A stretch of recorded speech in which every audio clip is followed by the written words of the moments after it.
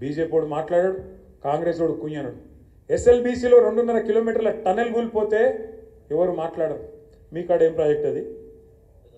పెద్దవాగు ఖమ్మం దగ్గర కొట్టుకపోతే, ఆ బ్రిడ్జ్ కొట్టుకపోతే ఎవడు ఎన్డీఎస్ఏ మాట్లాడాడు, ఎవడు ఎన్డీఏ మాట్లాడాడు.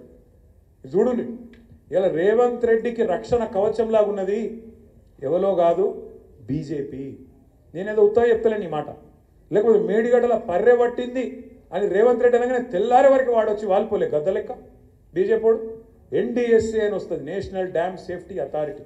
వస్తాడు, వచ్చేది ఇట్లా చూసినట్టు చూసి తెల్లారి వరకే బీజేపీ ఆఫీస్లో ఒక రిపోర్ట్ తయారు చేసి ఇక్కడ ప్రజల మీద వేసి ఎలక్షన్లలో గోల్మాల్ చేసి, మరి ఇలా ఎస్ఎల్బీసీలో టన్నల్ కూలి దాదాపు 72 గంటలు అవుతాను. ఎందుకో రాడు, మరి ఎన్డీఎస్ఏ రాదు, ఏ బీజేపీ వాడు మాట్లాడాడు, ఎవరి నోరు పెగులుతలేదు. కిషన్ రెడ్డి మాట్లాడాడు, బండి సంజయ్ అన్నాడు. ఎందుకు, ఏమొచ్చింది ఇబ్బంది మీకు? ఎందుకు మాట్లాడతలేదు? సుంకిశాల రిటైనింగ్ వాల్ కూలిపోతే దాని మీద ఒక సోదరుడు మహబూబ్నగర్ జిల్లాలో గవినోల శ్రీనివాస్ అని ఉంటాడు, ఆయన ఆర్టీఐ కింద దరఖాస్తు పెట్టుకున్నాడు. ఎంత నష్టమైంది, ఎందుకు కూలిపోయింది చెప్పాలి, కాంగ్రెస్ ప్రభుత్వం అవినీతి వల్ల కూలిపోయిందా, ఏమిటికి కూలిపోయింది చెప్పాలి అంటే ఏం ఆన్సర్ ఇస్తారు తెలుసా? ఏం జవాబు ఇచ్చారు ఎరికేనా? ఇది దేశ భద్రతకు సంబంధించిన అంశం, మీకు చెప్పమాట. ఏది రిటైనింగ్ వాళ్ళు సుంకిశాలలో కూలిపోతే అది దేశ భద్రతకు. ఏమైనా చైనా సరిహద్దులు ఉందా, పాకిస్తాన్ సరిహద్దులు ఉందా, గీడ ఆంధ్ర తెలంగాణ బార్డర్ కార్డు ఉంటే, అది కూడా మన తెలంగాణలో ఉంటే, అందులో రిటైనింగ్ వాళ్ళు మీ అవినీతి వల్ల కూలిపోతే, మీ కమిషన్ల వల్ల కూలిపోతే దాని మీద బీజేపీ వాడు మాట్లాడాడు.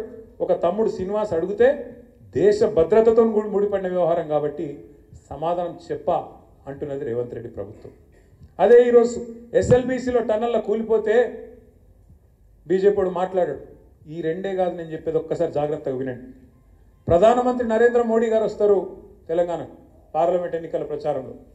ఏమంటాడు ఆయన వచ్చి? ఈ రాష్ట్రంలో కాంగ్రెస్ పార్టీ అత్యంత అవినీతి ప్రభుత్వాన్ని నడుపుతా ఉన్నది.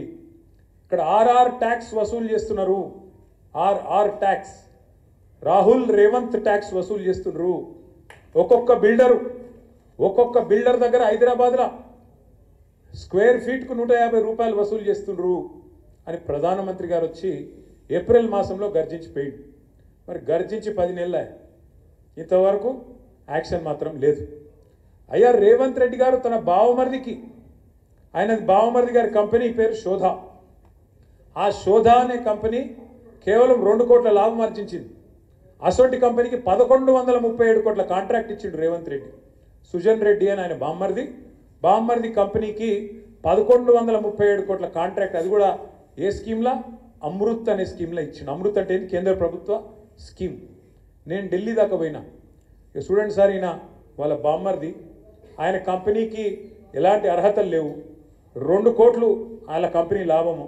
మరి 2 కోట్ల లాభం సంపాదించే కంపెనీ 1137 కోట్ల పనిచేస్తుందంటే ఊళ్ళో చిన్నపిల్లగాడు కూడా నమ్మడు. గా కంపెనీకి ఇస్తే మీరు విచారణ చేయరా సార్ అని చెప్పి ఆ సంబంధిత మంత్రి గారికి, మున్సిపల్ మంత్రి గారికి ఢిల్లీలో ఆయనకు దరఖాస్తుతో పాటు మొత్తం ఆధారాలు ఇచ్చి 6 నెలలు ఆయన ఉల్కడు పల్కడు. అట్లే ఇక్కడ పొంగులేటి శ్రీనివాసరెడ్డి గారి ఇంటి మీద ఈడీ రైడ్ అవుతుంది.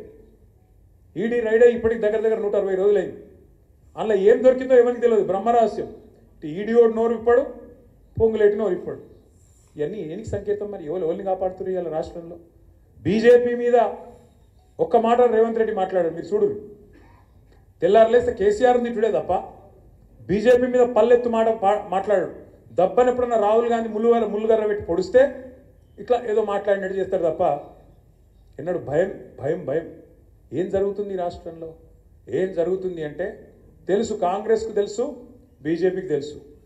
కేసీఆర్ పార్టీ ఉంటే ఈ ఇద్దరి ఆటలు సాగాయని తెలుసు కాబట్టి ఇద్దరు కలిసి కేసీఆర్ గారిని, మన పార్టీని ఖతం చేయాలన్నదే వాళ్ళ ఆలోచన.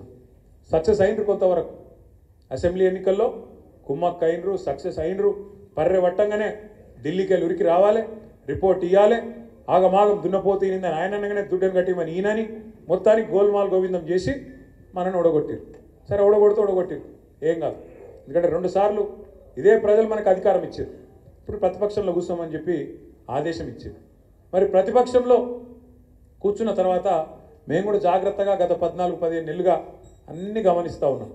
ఇప్పుడిప్పుడే మనోళ్ళకి అందరికీ అర్థమవుతుంది చూస్తాను వీడియోలు వాట్సాప్లలో తిరుగుతున్నాయి కదా, ఏమేమంటారు ప్రజలు చూస్తున్నారు, ఆడోళ్ళు మగోళ్ళు రైతులు ముసలోళ్ళు చూస్తుర్రా, ఎన్ని మాటలు మాట్లాడుతున్నారు. నిజంగా చెప్తున్నా, మీరు నమ్ముతారో నమ్మరో కానీ అమ్మతో చెప్తున్నా, తెలుగు భాషలో గిన్ని తిట్లుంటాయని తెలియదు నాకు. అరే రే రే రే ఏం తిట్టుడే అది, భయం కూడా లేదు, భయం లేదు, భక్తి లేదు, గొట్టం పెట్టుడు ఆలస్యం, రమ్మను వాడిని అంటారు. ఏడికెళ్ళి వస్తారు వాడు, భయం వానుకుంది, వస్తే ఇబ్బలు కొట్టట్టున్నారు జనంలో. నేను మన కొడంగల్ పోయినా, లగచర్ల అని ఊరు, ఆడ మొత్తం మా లంబాడ సోదరులు ఉంటారు. ఆ లంబాడ సోదరుల భూములు గుంజుకునే ప్రయత్నం చేస్తే పాపం వాళ్ళు మరలబడ్డారు. అధికారులు వస్తే ఆ రోజు నిరసన చెప్పిండ్రు, అలా నిలగొట్టిరు.